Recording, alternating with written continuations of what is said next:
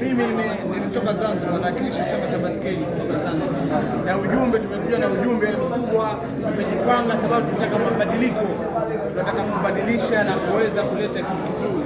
Lakini sasa ni aibu kubwa kuangalia kilichotokea hapa leo. Kumbuka katika ukumbi huu kuna mgeni kutoka Zimbabwe alikuja kusimamia, na yeye ameshuhudia na amesema nimeona kila kitu, lakini nitakwenda kwetu na mimi nitaandika ripoti na nitaituma huko.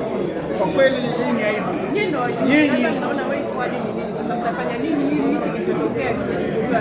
Kwa kweli nafikiri ni kwenda mahakamani, lakini kinachoshangaza zaidi, sababu kulikuwa kuna serikali ndani ya ukumbi.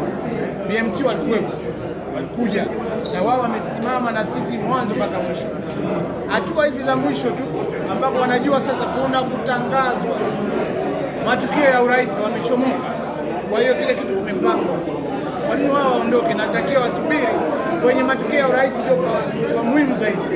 Kwa hiyo kwa kweli tunarejesha mchezo nyuma na sioni kama tutaendelea. Jitihada zote anazofanya Mheshimiwa Rais anawekeza kwenye michezo. Leo tunafanya kitu kama hiki cha aibu kwa nchi. Kumbuka hii ni Tanzania Olympic Committee. Tumeshindwa kufanya uchaguzi mara 4 na hii inaenda kuwa mara ya 5. Ina maana tutafutwa moja kwa moja. Tukifutwa sisi tunapoteza sifa. Ina maana michezo yote ya kimataifa kuanzia kwenye football, kwenye kila unachojua hakitakuja Tanzania. Naishia hapa. Mara ya 5 wakati matokeo yametangazwa na tayari wametangaza. Na nikakwambia si matukio haya. Hatuyakubali. 100% ambao wapiga kura hatukubali matukio haya. Mtaka na zaidi ya kura 29.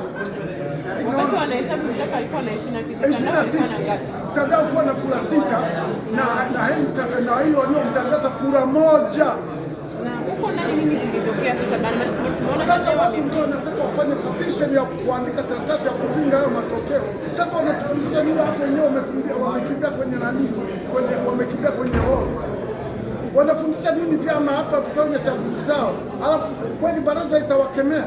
Na huko ndani kuna maana kwa waandishi wa habari walikuwa kuna ule utaratibu labda wa washindi kuitwa mbele kukabidhiwa nini? Sasa ndio walikuwa hivi waenzi kwa hapa.